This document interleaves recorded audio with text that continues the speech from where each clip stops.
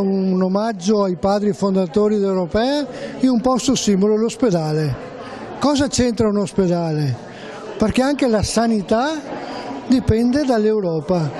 Ormai non c'è più un territorio piccolo, c'è un territorio ampio, l'Europa, e tutto dipende dall'Europa. Le leggi italiane dipendono dall'Europa.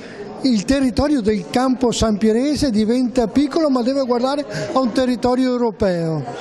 Guardando queste facce di questi padri fondatori, sono questi che hanno tracciato la linea e su questa linea noi dobbiamo ritornare. Sembrava un'utopia all'epoca, poi si è dimostrata una realtà.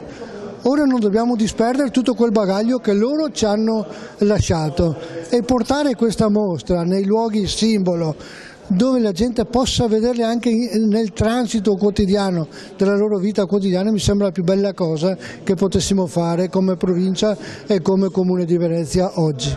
11 padri visionari che hanno avuto il coraggio di credere in un'utopia che si basava sulla pace proprio nel secondo dopoguerra e con questo spirito è stata prodotta con dei testi della Commissione europea, testi ufficiali nel 2014 e dall'anno scorso è itinerante, l'anno scorso presso le scuole venete, quest'anno presso gli enti, le istituzioni partner della Subrete Veneta, Europe Direct Venezia Veneto del Comune di Venezia, che da 15 anni ha attivo uno sportello informativo, una sorta di URP dell'Europa per dare informazioni ai cittadini sulle opportunità messe a disposizione dall'Unione Europea. Bisogna capire quali sono i diritti e i propri diritti per poterli far valere, bisogna sapere per avere la libertà.